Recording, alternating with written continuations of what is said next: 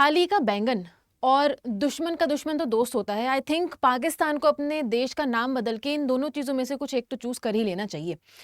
Pakistan basically अब कर क्या रहा है, अपना दोगलापन दिखाते हुए सऊदी अरब के साथ में मिल चुका है, जिससे कि वो सभी मिलकर ईरान के ऊपर अटैक कर सकें और ईरान को किसी तरीके से नुकसान पहुंचा सके। आज के सेशन में हम पाकिस्तान के इसी दोगलेपन के बारे में डिस्कस करने वाले हैं। Hello everyone and a very welcome back to our channel facts with Ishita. आज की इस वीडियो में डिस्कस होने वाला है कि पाकिस्तान का ये जो दोगलापन समय समय हमें दिखता रहता है और ये जो अपनी हरकतें करता रहता है, वो आखिर करता क्यों है। देखो, सबसे पहले आपको ये समझना पड़ेगा कि पाकिस्तान की जीडीपी जो है वो इंडिया के किसी एक स्टेट से भी कम जीडीपी है, और मतलब इनके पास में कुछ है ही नहीं इस समय पे। ना तो कोई इंफ्रास्ट्रक्चर डेवलपमेंट है, ना तो कोई एजुकेशनल डेवलपमेंट है, किसी भी तरीके की तरक्की इस देश में होती हुई तो दिख नहीं रही है। साथ ही में अगर हम यूनाइटेड नेशंस की बात करें तो वहां पे समय समय मतलब हर एक बार जब भी वहां पर कोई कॉन्फ्रेंस होती है, कोई मीटिंग होती है, सिक्योरिटी काउंसिल में भी पाकिस्तान को मोस्ट ऑफ द देश जो हैं वो किसी भी एक पॉजिटिव मेंबर की तरह से ट्रीट नहीं करते हैं। या तो ये सोचते हैं कि वहां से हम अपना कुछ इन्वेस्टमेंट करते, जैसे कि हमें उल्टा वहां से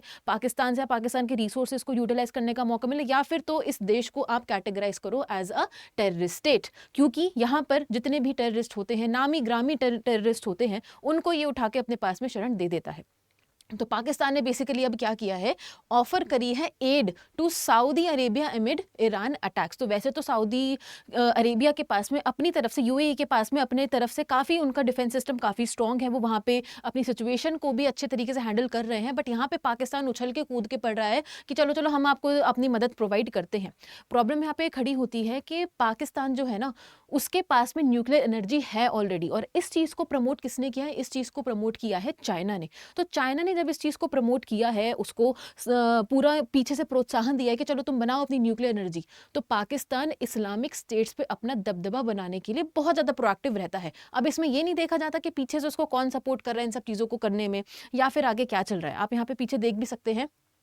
आप यहाँ पे पीछे देख भी सकते हैं कि जो यहाँ पे अटैक किया गया था वो किस तरीके का भीषण अटैक किया गया था। लगातार जो है सऊदी अरेबिया में जो स्ट्रेट ऑफ हॉर्मूज है वहाँ पर भी अटैक किया जा रहा है, जो वहाँ की ऑयल रिफाइनरीज हैं उनको टारगेट किया जा रहा है। इसी के चलते पाकिस्तान ने ये सोचा कि चलो ईरान से मेरी जैसी भी दोस्ती है, वैसे तो पाकिस्तान और ईरान की ठीक ठाक दोस्ती थी पहले, बट यहाँ पे पाकिस्तान ने सोचा चलो ईरान को अभी साइड में करते हैं थोड़ा सा, यहाँ से मुझे कुछ फायदा अपना निकलता हुआ दिख नहीं रहा है, ठीक है, यहाँ से मुझे कुछ अपना बेनिफिट होता हुआ दिख नहीं रहा है। अब हम पकड़ते हैं किसी ऐसे स्ट्रॉन्ग एंड इंपॉर्टेंट स्टेट को जहां से मैं अपना पूरा फायदा उठा सकता हूं। तेल का भी फायदा हो गया, मिलिट्री का भी फायदा हो गया, डिफेंस का भी फायदा हो गया, स्ट्रेटेजिक रिलेशनशिप का भी फायदा हो गया, हर चीज का फायदा मैं यहां से उठा सकता हूं। पाकिस्तान ने ये चीज सोच ली, इसलिए मैंने बोला थाली का बैंगन। जहां पे हवा का रुख बदलता है, जहां पे कोई अपनी साइड में होता हुआ दिखता है, जहां पे अपना कोई इंटरेस्ट होता हुआ दिखता है,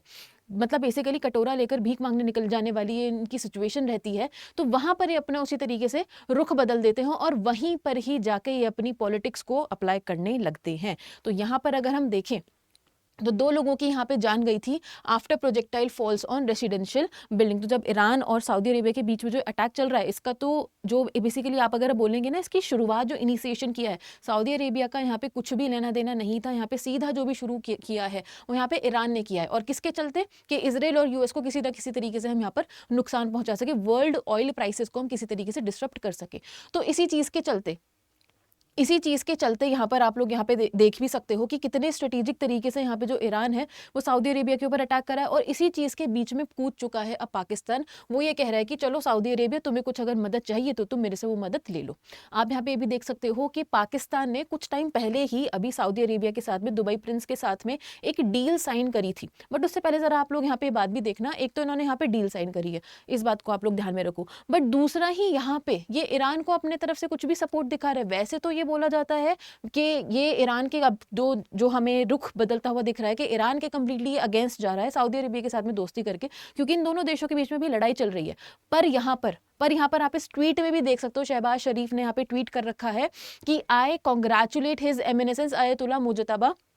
खमेनी, जो उसका बेटा रहा है, जो यहाँ पे अभी खमेनी को जो मार गिराया था यहाँ पे अमेरिका और इजरायली फोर्सेस ने मिलकर, उसका बेटा जिसके पास भी सारी रिजीम आ चुकी, तो उसको कंग्रेचुलेट करते हुए यहाँ पे, और एक तरफ यहाँ पे सऊदी अरेबिया के साथ में डील साइन करते हो। तो थाली का बैंगन, आप समझ रहे हो, यहाँ पे 2 चीज़ें बिल्कुल स्ट्रॉन्ग आपके सामने एविडेंसेज है कि किस तरीके से थाली के बैंगन वाली यहाँ पे इसकी हरकतें रहती हैं। तो सऊदी की पाकिस्तान के साथ में डील क्या हुई थी, जो डिफेंस डील हुई थी, उसके बारे में अभी हम थोड़ा सा कवर करते हैं, क्योंकि वो हमारे लिए जानना काफ़ी ज़रूरी हो जाता है। तो सितंबर 17 2025 में डील साइन हुई थी। यहाँ पर क्या होता है, पाकिस्तान और सऊदी ने एक स्ट्रेटेजिक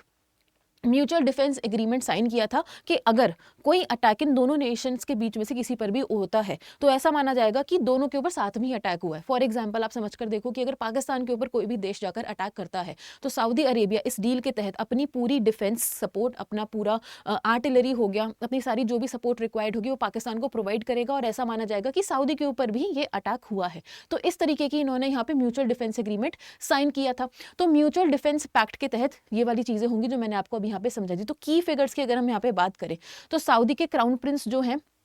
मोहम्मद बिन सलमान और पाकिस्तान का जो प्राइम मिनिस्टर है शहबाज शरीफ, इन दोनों ने बीच में मिलकर इस डील को साइन किया है। और एनहांस कोऑपरेशन की यहाँ पे बात करी गई है। और रीजनल कॉन्टेक्स्ट की अगर हम बात करें तो prompted the gulf prompt by the gulf tensions including Israeli strikes and Saudi Arabia shift from the US Reliance. ठीक है, तो सऊदी अरेबिया भी अपनी तरफ से चाहता है कि डी डॉलराइजेशन का, तो आपको पता ही काफी ज्यादा ट्रेंड चलता रहता है, तो सऊदी अरेबिया थोड़ा सा यूएस के ऊपर रिलायंस करने से थोड़ा सा हटना चाहते हैं, क्योंकि यूएस भी अपने तरीके से स्ट्रेटेजिकली जब उसको कुछ चीज चाहिए होती है तो ये नहीं देखता है कौन मेरा एलाई रहा है, कौन मेरा दोस्त रहा है, वो सीधा अपना जाके वहां पर काम करके आते हैं। यहाँ पे एक बात हमें और नोटिस करने की जरूरत है कि पाकिस्तान की ना लगातार ये कोशिश रही है, जैसे नेटो बना हुआ है ना आपका,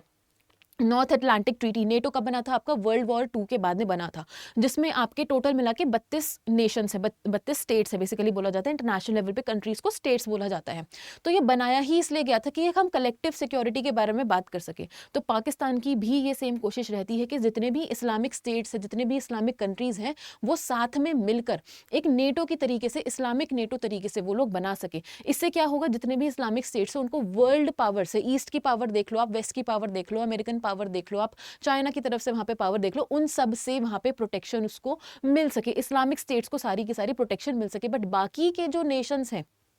पाकिस्तान के पास में चलो न्यूक्लियर एनर्जी है, चाइना ने उसको बढ़ावा दिया कि चलो तुम बनाओ, बट बाकी के जो इस्लामिक स्टेट्स हैं ना वो काफ़ी ज़्यादा वीक भी हैं। बात अगर हम करें यहाँ पे यूनाइटेड अरब एमिरेट्स की, यूएई की बात करें तो वो स्ट्रॉन्ग नेशंस है, बट वो ना थोड़ी बहुत ही ज़्यादा न्यूट्रल अपनी ट्रैजेक्टरी फॉलो करते हैं और वो सीधा फोकस करते हैं कि भाई हम यहाँ पे ट्रेड कर रहे हैं, हम यहाँ पे ऑयल की ट्रेड कर रहे हैं, पूरे वर्ल्ड में ऑयल की ट्रेड कर रहे हैं, हमें अपना काम करने दो, हमें किसी भी तरीके के कॉन्फ्लिक्ट में नहीं पड़ना, हमें किसी भी तरीके के डिक्टेटरशिप में, हमें किसी भी तरीके के कॉन्ट्रोवर्सी में हमें जाना ही नहीं। तो वो अपना वहाँ पे बैठ के अपना नॉर्मल तरीके से काम कर देते हैं। पाकिस्तान जो है वो टेररिस्ट को भी अपने आप पे शरण दे रहा है, वो टेररिज्म को और ज्यादा बढ़ा रहा है, और बाकी के नेशंस, अफगानिस्तान हो गया, इराक हो गया, आपको पता ही है वहां पे किस तरीके से लड़ाइयां चलती रहती हैं। तो इस्लामिक स्टेट्स की समय पे सबसे बड़ी प्रॉब्लम जो बनी हुई है वो ये है कि आपस में ही ये लोग किसी भी तरीके के कंसेंसस पे आ ही नहीं पा रहे हैं, आपस में किसी भी तरीके के एक मीटिंग पॉइंट पर नहीं आ पा रहे हैं कि मिलकर कोई पॉजिटिव एक्शन ले पाए, कोई इस्लामिक नेटो बना पाए। बट पाकिस्तान इस चीज़ को बहुत ज़्यादा प्रमोट करता है कि भैया हमें तो यहाँ पे इस्लामिक नेटो की बहुत ज़्यादा ज़रूरत है, क्योंकि हमारे ऊपर तो टारगेट किया जा रहा है वर्ल्ड लीडर्स जो है, जो अदर शक्तिशाली जो देश है, आप बोल सकते हो कि